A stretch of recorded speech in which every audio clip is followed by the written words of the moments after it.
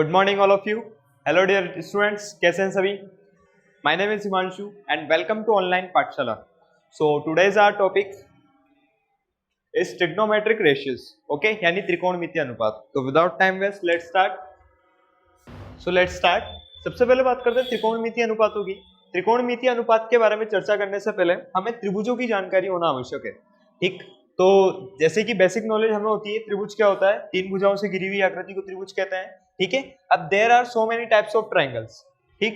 त्रिभुजों के बहुत सारे प्रकार होते हैं जो हम पढ़ के आए हुए हैं, लेकिन जो बेसिक होते हैं जो कोणों के ऊपर डिपेंड्स करते हैं, ठीक है। अगर मैं कोणों के आधार पर बात करूं,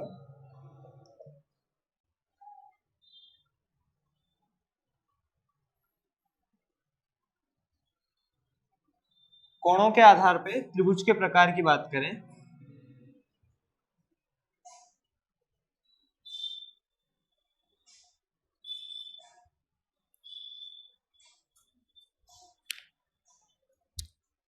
अगर कोणों के आधार पर त्रिभुज के प्रकारों की बात करें तो देयर आर थ्री टाइप्स। वो तीन प्रकार के होते हैं। कौन कौन से? एक तो होता है न्यून कोण त्रिभुज,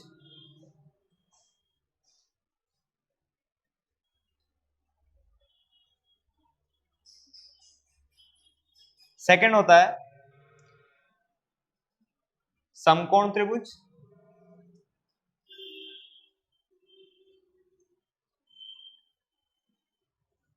और जो लास्ट एंड थर्ड होता है वो होता है अधिक कोण त्रिभुज।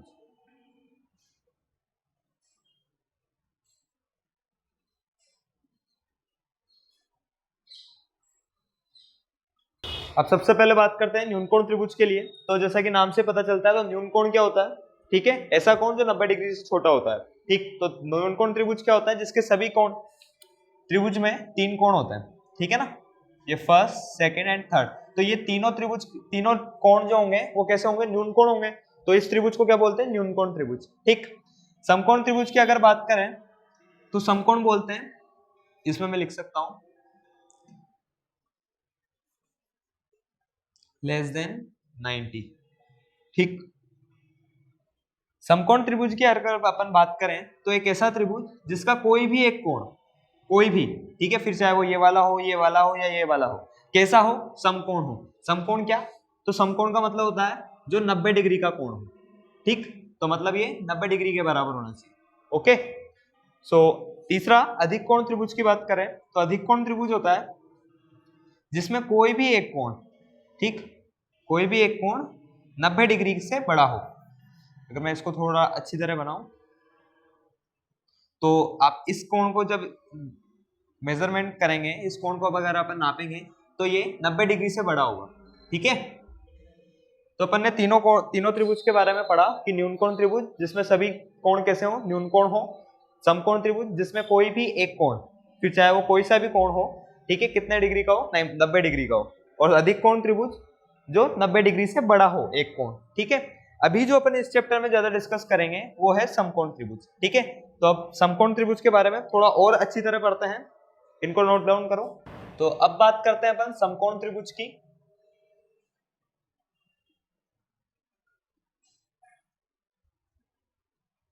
समकोण त्रिभुज की परिभाषा की बात करें तो सीधा सीधा अपन कह सकते हैं कि ऐसा त्रिभुज जिसका कोई भी एक कोण 90 डिग्री के बराबर हो, समकोण त्रिभुज कहलाता है, ठीक है।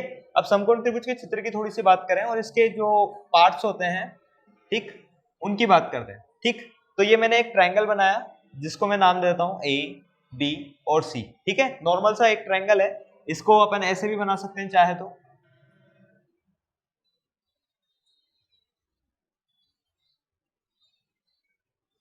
ठीक। ये हो गया ए, बी एंड सी, ओके। एक ट्रायंगल मान लीजिए मैं ऐसा बना देता हूं,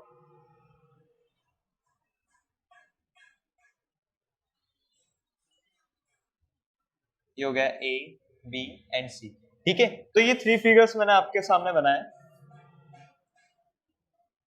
ये सभी समकोण त्रिभुज कहलाते हैं, ठीक है, यानी राइट एंगल ट्रायंगल, ओके। तो अगर अपन कुछ चीजों के बारे में डिस्कस करते हैं, जिसमें फर्स्ट फिगर में कोण ए जो है, ठीक है, एंगल ए समकोण है, ठीक है, मतलब ये जो होगा ये 90 डिग्री के बराबर होगा, ठीक। अब अपन थोड़ी सी कैलकुलेशन करें तो अपन जानते हैं तीनों कोणों का योग 180 होता है, ठीक है। अगर 90 यह है तो इन दोनों का कोणों का योग कितना होना चाहिए, 90 होगा। तो अगर ये अगर थीटा है तो ये मेरे पास हो जाएगा 90 माइनस थीटा।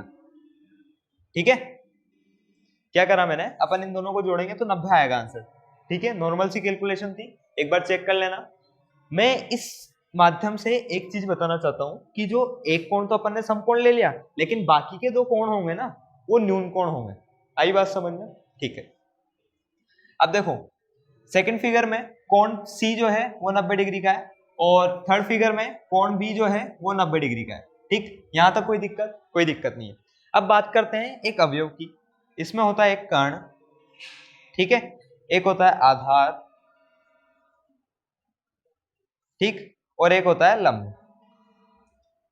ठीक है, लंब तो नाम से पता चल रहा है जो लंबवत हो। ठीक है, तो सबसे नीचे जो दे रखा है, अगर इसकी बात करें तो ए बी यहाँ पे आधार होगा। इन फर्स्ट फिगर जो आधार है वो ए बी होगा। ठीक, मैं यहाँ पे लिख देता हूं, ये क्या है, आधार यानी बेस। ठीक, इसको बोलते हैं आधार जो नीचे की तरफ होता है। ठीक, उसके अलावा बात करते हैं जिस पे 90 डिग्री का कोण बना होता है। ठीक है, अब देखो 90 डिग्री का कोण ए बी पे बना हुआ है तो ये आधार है, और जो 90 डिग्री का कोण बनाता है वो होता है लंब। ठीक, तो अगर AC की बात करें तो लंब है, तो मैं यहां लिख सकता हूं AC। ठीक है, लंब की साइड में मैं लिख सकता हूं AC। और सबसे पहले समकोण त्रिभुज में जो सबसे ज्यादा पहचानने वाली बात होती है वो होती है कर्ण, जो सबसे लंबी भुजा है। ठीक है, उसको बिना सोचे समझे आप क्या नाम दे देंगे, कर्ण। इसके बारे में ज्यादा डिस्कशन ही नहीं करनी। सबसे लंबी भुजा कर्ण जो कि BC है, ठीक है, या फिर CB है। ओके, इसी तरह सेकंड फिगर की बात करूं तो सबसे लंबी भुजा ये होगी, तो ये मेरा कर्ण है। ठीक है, अगर मैं आधार की बात करूं तो देखो ये और ये मिलके आपस में क्या बना रहे हैं, समकोण त्रिभुज बना रहे हैं। ठीक है, तो ये वाला जो होगा ये मेरा आधार होगा, और ये वाला जो होगा ये मेरा लंब होगा। ठीक है, इसी तरह थर्ड फिगर के लिए भी अपन डिस्कस कर सकते हैं कि इसके लिए सिमिलरली आधार तो AB ही होगा। ठीक, सबसे लंबी भुजा AC है तो ये कर्ण होगा, और उसके अलावा जो BC है वो मेरा लंब होगा। ठीक है, तो नोट डाउन करो। समकोण त्रिभुज को आगे और चर्चा करते हुए एक थ्योरम की बात करते हैं, वो है पाइथागोरस प्रमेय।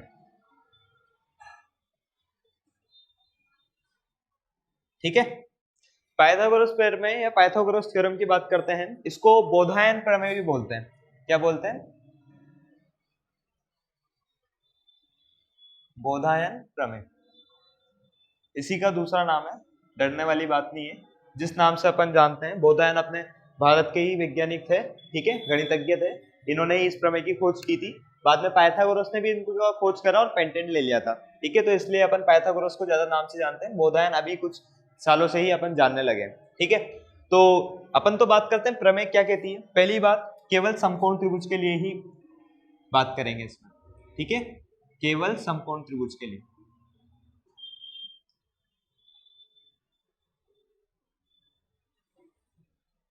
ठीक है, समकोण त्रिभुज के अलावा जितने भी त्रिभुज हैं उनमें भी अपन पाइथागोरस प्रमेय यूज कर सकते हैं।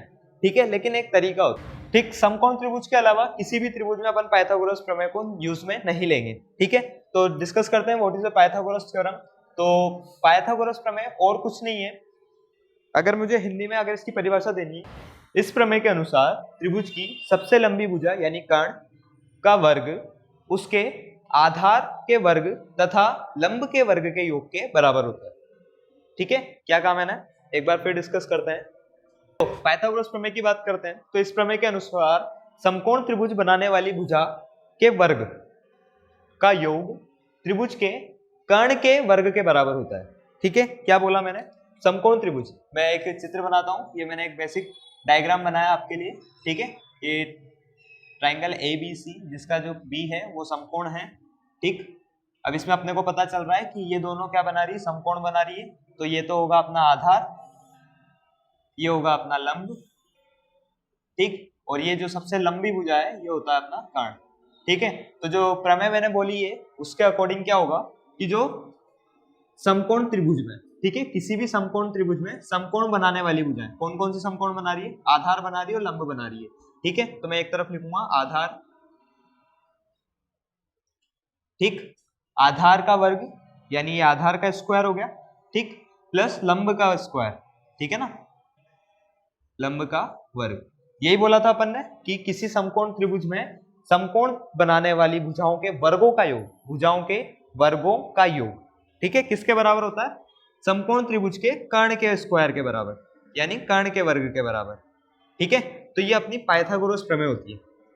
इसके बेसिक्स यूज होते हैं, देखो नॉर्मल सा, अगर मैं इसमें तीन चीजें हैं, तीन एलिमेंट्स हैं, कर्ण है, आधार है और लंब है, ठीक है। कर्ण इसमें क्या दे रखा है, तो मेरे पास AC है, तो ये AC का स्क्वायर इक्वल्स टू आधार मेरे पास AB है, AB स्क्वायर प्लस लंब मेरे पास क्या है BC, ठीक है, तो BC स्क्वायर। ये अपने पास क्या हो गया, एक फॉर्मूला टाइप में हो गया, ठीक है। अब ये AC AB BC आपस में बदल भी सकते हैं, आपने कर्ण क्या लिया है, आधार क्या लिया है, ये आप पे डिपेंड करता है, ठीक है। तो जनरल फॉर्मूला तो यही होता है, कर्ण स्क्वायर बराबर आधार स्क्वायर प्लस लंब स्क्वायर, ठीक है। लेकिन अपन इसको इस फॉर्म में एक्सप्रेस करते हैं, ठीक। अब दो तीन चीजें इस पाइथागोरस प्रमेय के बारे में बताना चाहूंगा, ठीक है। देखो इसमें तीन एलिमेंट्स है, कर्ण है, आधार है और लंब है, ठीक है। तो अगर मैं कोई भी दो लूं, कोई भी अगर मैंने दो लिए, जैसे आधार और मैंने लंब आपको दे दिया, तो क्या आप कर्ण निकाल सकते हो? हाँ जी निकाल सकते हैं। अगर मैंने कर्ण और आधार आपको दे दिया, तो क्या लंब निकाल सकते हो? हैं, लंब निकाल लेंगे क्या अपन? एक बार ध्यान से देखो, कर्ण अपने पास लिखा हुआ है और लंब मेरे पास दिया हुआ है, ठीक है। अगर मैं लंब को उठा के इधर लाता हूं, तो मैं इस फॉर्मूले को ऐसे चेंज कर सकता हूं क्या, कि कर्ण का स्क्वायर माइनस लंब का स्क्वायर इक्वल्स टू आधार का स्क्वायर, ठीक है।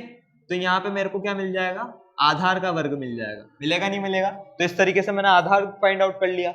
इसी तरह अगर मुझे लंब पता करना है, तो मैं लंब भी पता कर सकता हूँ। तो इस तरीके से इसके बहुत सारे एप्लीकेशंस होते हैं, ठीक है। तो नोट डाउन करो। अब बात करते हैं अपन, अपना जो चैप्टर का नाम है वो है त्रिकोणमितीय अनुपात, यानी ट्रिग्नोमेट्रिक रेशियोस।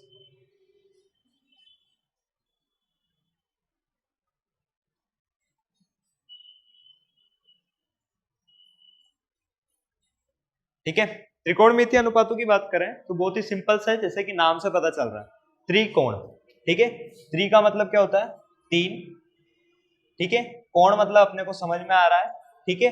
और मितीय यानी एक तरीके से आप अनुपात भी बोल सकते हैं, और अभी समझने के लिए मैं भुजा लिखवा रहा हूँ इसको, ठीक है।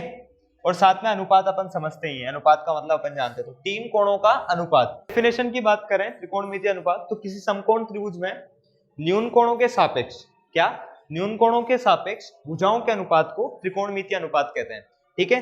अब सबसे पहले डिस्कस करते हैं, जैसे मान लो कोई भी एक मैंने ट्राइंगल वापस से बनाया, एक राइट एंगल ट्राइंगल में डिनोट कर रहा हूँ, ठीक, that is A B and ये C, जिसका A जो है वो समकोण त्रिभुज है, ठीक है। तो ये अपना आधार हो जाएगा, सबसे बड़ी भुजा को अपन कर्ण बोलते हैं, ये मैंने कर्ण बोल दिया, इसको मैंने आधार बोला, ठीक। और ये क्या हो जाएगा, वेरी गुड, लंब, ठीक है। तो अगर ये तीन भुजाएं मुझे दी हुई है, तो न्यून कोण क्या क्या होंगे, देखो ये तो समकोण है, तो या तो एक ये न्यून कोण होगा या फिर एक ये न्यून कोण होगा।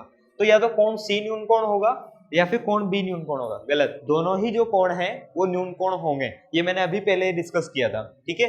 आपको एक बार फिर से बता देता हूँ, बिकॉज ये क्या है, ये 90 डिग्री का एंगल है, इन दोनों का सम भी कितना होना चाहिए, 90, क्योंकि त्रिभुज के तीनों कोणों का कितना होता है, 180, ठीक है। तो 180 में से 90 तो पहले मिल गया, अब आपको केवल 90 और चाहिए, तो 90 अगर होता है तो ये तो दोनों 90 से छोटे होंगे, तभी तो जुड़ के 90 होंगे, ठीक है। तो ये दोनों न्यून कोण होंगे, ठीक। अब अपन ने कहा कि त्रिकोणमितीय अनुपात क्या होते हैं, कि किसी भी समकोण त्रिभुज में न्यून कोण के सापेक्ष भुजाओं का अनुपात। तो भुजाओं तो अपने पास तीन है, लेकिन न्यून कोण भी दो है, तो अभी केवल अपन एक टाइम पे एक न्यून कोण को ही लेके कंसिडर करेंगे। तो मैंने माना कि B एक न्यून कोण है, ठीक है, और इसको नाम दे दिया मैंने थीटा। क्या नाम दिया, थीटा, ओके। इसको क्या पढ़ते हैं, थीटा, ये क्यों नहीं है, क्यों ऐसा होता है, ठीक है, थीटा को ऐसे बनाते हैं, आई बात समझ में, ठीक। तो इसको थीटा पढ़ते हैं।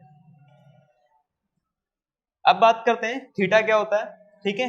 तो there are 6 types of trigonometric ratios, यानी त्रिकोणमितीय अनुपातों के 6 प्रकार होता है। पहला होता है साइन थीटा, ठीक। दूसरा होता है कोस थीटा, तीसरा होता है टेन थीटा, इनके आपस में हिंदी में भी नाम है, ठीक है, जो कि होता है ज्या, कोज्या, ठीक है, कोटिजा, इसी तरीके से ये 3 टाइप्स हो गए। अगर इनके बारे में बात करूं तो साइन थीटा बराबर होता है लंब बटा कर्ण, ठीक है, लंब बटा कर्ण, ठीक है। थीटा क्या हो गया, कोण की वैल्यू आ जाएगी, लंब क्या है आपकी भुजा है, कर्ण क्या है आपकी भुजा, तो अपन ने वही कहा, न्यून कोण के सापेक्ष भुजाओं का अनुपात क्या कहलाता है? त्रिकोणमितीय अनुपात। Very good. इसी तरह cos थीटा को मैं क्या लिख सकता हूं? मैं cos थीटा का सूत्र होता है अपने पास आधार बटे कर्ण, ठीक। उसी तरह tan थीटा का सूत्र होता है अपने पास लंब बटे आधार, ठीक। इसको नोट डाउन करो। साथ ही अगर एक 4 टाइप जो होता है उसको भी डिस्कस करें, उधर जगह है क्या? तो यहाँ पे 4 टाइप में डिस्कस कर सकता हूं। तो बात करते हैं कोसेक थीटा, जो कि 4th अपना त्रिकोणमितीय अनुपात होता है, वो होता है कर्ण बटे लंब, ठीक। इसी तरह सेक थीटा होता है 5वां, वो होता है कर्ण बटे आधार, और जो छठा और लास्ट होता है कोट थीटा, वो होता है आधार बटे लंब, ठीक है। तो किसी भी समकोण त्रिभुज के लिए आप इन 6 त्रिकोणमितीय अनुपातों के बारे में बता सकते हैं, ठीक है। आपको ये सभी सूत्र जो है, फॉर्मूलेस जो है, वो याद रखने हैं। इसकी याद करने की एक छोटी सी ट्रिक भी होती है, लेकिन उससे पहले एक चीज बताना चाहता हूँ। देखो साइन थीटा को और कोसेक थीटा को ध्यान से देखो। तो अगर अपन इसके सूत्र की बात करें तो लंब बटा कर्ण, देन कर्ण बटा लंब, ठीक है। क्या रिलेशन मिल रहा है आपको? तो देखो यहाँ पे लंब ऊपर था, कर्ण नीचे था, यहाँ पे कर्ण ऊपर आया, लंब नीचे आया। कुछ समझ में आया? ये दोनों आपस में एक दूसरे के उल्टे हैं, उल्टा नहीं कहेंगे, एक दूसरे के व्युत्क्रम है, ठीक है। तो इन दोनों को एक दूसरे का व्युत्क्रम भी बोला जाता है। साथ ही साथ cos theta equals to 1/sec theta, यानी देखो आधार बटे कर्ण और कर्ण बटे आधार, ठीक है। ये एक दूसरे आपस में व्युत्क्रम होते हैं, ठीक है। और tan थीटा और cot थीटा भी आपस में व्युत्क्रम होते हैं। एक छोटी सी चीज और, अगर मैं इनको डिनोट करूं किस तरीके से, ठीक है, लंब है तो मैं इसको L लिख सकता हूं क्या? हाँ लिख सकता हूं। कर्ण को मैं K लिख सकता हूं क्या? ठीक। और इसी तरह आधार जो है इसको मैं A लिख सकता हूं क्या? ठीक। तो कुछ फॉर्मूले इस तरह से छोटे छोटे हो जाएंगे, ठीक है। और साथ ही में अगर मैं इस डायग्राम से फिगर आउट करूं कि यहाँ से जो वैल्यूज है अगर वो पुट करूं, तो यहाँ पे देखो साइन थीटा लंब बटे आधार, लंब बटे जो कर्ण दे रखा है, तो यहाँ पे लंब है AB, ठीक, और यहाँ पे कर्ण है AC, ओके।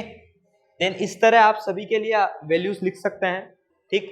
तो जो cos थीटा हो जाएगी वो हो जाएगा BC बटा AC, ठीक।